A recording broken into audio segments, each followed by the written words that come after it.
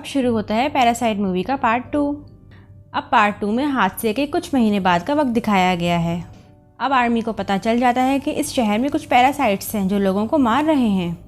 वो लोगों की मदद करना चाहते थे, इसलिए वो जेल से एक सीरियल किलर को लाते हैं जो पैरासाइट्स को पहचान सकता था। उसके सामने एक एक करके लोग लाए जाते हैं और वो सबको नॉर्मल बताता है। जब उसके सामने शिंजी आता है तो वो उसको भी नॉर्मल कह देता है। शिंजी जब घर जा रहा होता है तो मिग्गी उसे बताता है कि हमारे बहुत पास एक पैरासाइट है। वो करीब की एक बिल्डिंग में जाते हैं जहाँ पे पैरासाइट इंसान का गोश्त खा रहा होता है। जब वो पैरासाइट शिंजी को देखता है तो उसकी तरफ बढ़ने लगता है, लेकिन मिग्गी उसे मार डालता है। शिंजी को अचानक महसूस होता है कि उसके पीछे कोई है, बल्कि वो कोई और नहीं बल्कि वही आदमी होता है जो पार्ट 1 में उसकी तस्वीरें खींच रहा था। फिर हमें शहर का मेयर दिखाया जाता है जो पैरासाइट्स के हक में बोल रहा होता है। वो बहुत ही बुरा आदमी था और टीचर भी उसके साथ मिली हुई थी। और फिर हम देखते हैं कि उस टीचर का बेबी हो चुका था और वो बिल्कुल नॉर्मल था। मेयर को पता चल गया था कि शिंजी पैरासाइट्स को मार रहा, इसलिए वो भी उसे मारना चाहता था, लेकिन टीचर उसे रोक देती है। वो कहती है कि शिंजी और मिग्गी आपस में जुड़े हुए हैं। मैं देखना चाहती हूँ कि वो आपस में कैसे रहते हैं। अगर तुमने शिंजी को मार दिया तो मिग्गी भी मर जाएगा। इसीलिए टीचर ने शिंजी के पीछे जासूस भेजा था। शिंजी एक दिन कहीं जा रहा होता है तो उसे फिर ऐसा लगता है कि उसके पीछे कोई है और वो वही जासूस होता है।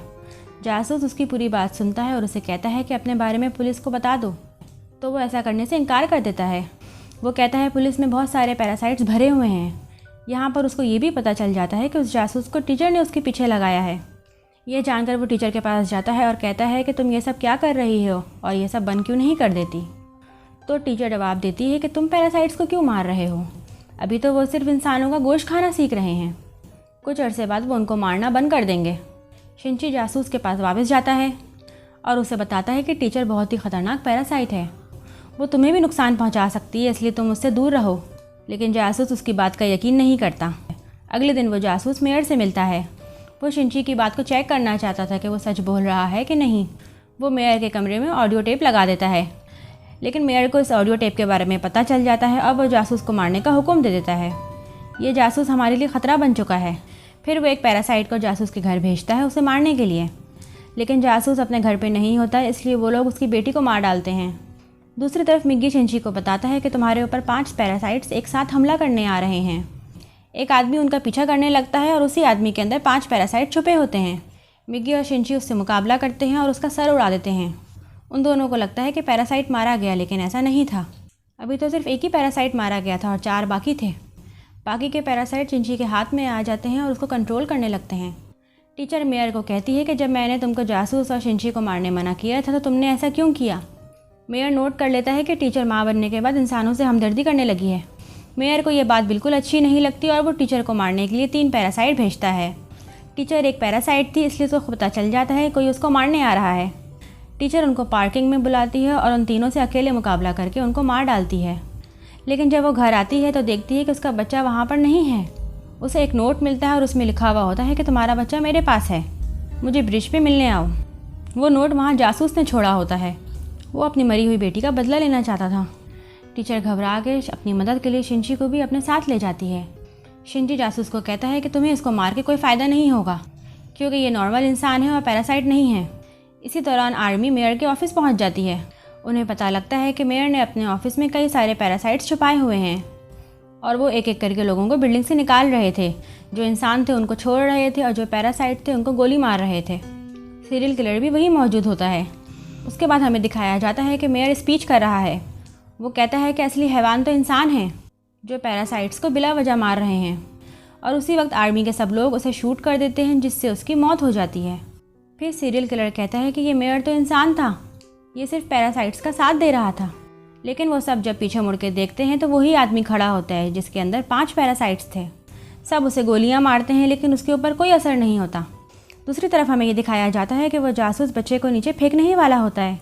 टीचर ये देख के मजबूरी में अपने बच्चे को बचाने के लिए पैरासाइट बन जाती है। वो अपना एक हाथ जासूस के सीने में घुसा देती है। इसी वजह से वहाँ पर मौजूद सब लोगों को पता चल जाता है कि वो एक पैरासाइट है।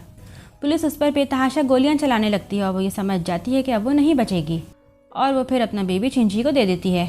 बेबी देने के साथ ही बहुत ज़्यादा गोलियां लगने की वजह से टीचर की मौत हो जाती है। टीचर को देख के शिंजी को अपनी माँ याद आने लगती है और उसके अंदर इंसानों वाले जज्बात दोबारा उभरने लगते हैं। पुलिस शिंजी को अपने साथ तहकीकात के लिए ले जाती है। फिर वहाँ पर उनको खबर मिलती है कि वो पैरासाइट है जिसके अंदर 5 पैरासाइट है, उसने पूरी आर्मी को मार डाला है। शिनची कार में बैठ के फ़ौरन वहाँ जाता है, लेकिन वो पैरासाइट उसकी कार पे हमला कर देता है। उसकी गाड़ी का एक्सीडेंट हो जाता है। शिनची जंगल में चला जाता है। वो मिग्गी से कहता है कि जब तक तुम मेरे साथ हो उसको पता चल जाएगा कि मैं कहाँ हूँ, तुम प्लीज़ मुझसे अलग हो जाओ। इसी के साथ वो पैरासाइट भी वहाँ पर पहुँच जाता है और वो शिनची और मिग्गी पे हमला कर देता है। क्योंकि शिनची और मिग्गी आपस में बहुत अच्छे दोस्त बन चुके थे, इसलिए मिग्गी शिनची के लिए अपनी जान की कुर्बानी दे देता है। ऐसे कि वो शिनची की बॉडी से अलग हो जाता है और उसको वहाँ से भागने का कहता है और मिग्गी को वो पैरासाइट मार देता है। शिनची ये सब देख के बहुत जज्बाती हो जाता है। शिनची फिर अपनी दोस्त के घर चला जाता है जो उसका बहुत ख्याल रखती है। वो लेटा हुआ होता है और फिर वो देखता है कि उसके हाथ से मिग्गी का दूसरा हिस्सा पैदा हो रहा है। ऐसा इस वजह से हो रहा था, मिग्गी ने शिनची को जब बचाने के लिए सेल्स दिए थे, इसलिए वो दोबारा पैदा हो सकता था। शिनची सोचता है कि अगर ये दोबारा पैदा हो गया तो उस पैरासाइट को पता चल जाएगा कि मैं कहाँ हूँ, इसीलिए वो अपनी दोस्त की जान बचाने के लिए उसके घर से निकल जाता है। लेकिन जैसे ही वो बाहर आता है वो पैरासाइट वहाँ पहुँच के उसे पकड़ लेता है।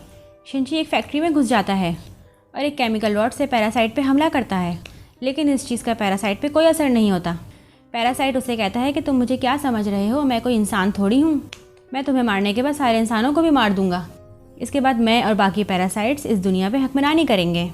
वो पैरासाइट शिनची को मारने ही वाला होता है कि मिग्गी उसके हाथ से दोबारा पैदा हो जाता है और फिर मिग्गी उस पैरासाइट पे हमला कर देता है। हमले के बाद पैरासाइट तड़पने लगता है, उसे कुछ होने लगता है। मिग्गी शिनची को बताता है कि तुमने जिस रॉड से इसे मारा था उसमें बहुत सारे केमिकल्स लगे हुए थे और इसी वजह से अब कोई पैरासाइट उसके जिस्म में नहीं रहना चाहता। एक एक करके सारे पैरासाइट उसके जिस्म से निकल जाते हैं, जिसके बाद अब सिर्फ उसकी बॉडी का ढांचा रह जाता है। शिनची वो ढांचा उठाकर नीचे आग में फेंक देता है, जिससे उसकी मौत हो जाती है। फिर उसके बाद काफ़ी दिन के बाद का टाइम दिखाया जाता है जब सब नॉर्मल हो जाता है। मिग्गी शिनची से कहता है क्योंकि अब इस दुनिया में कोई पैरासाइट नहीं रहा, इसलिए हमें भी साथ नहीं रहना चाहिए और अलग हो जाना चाहिए।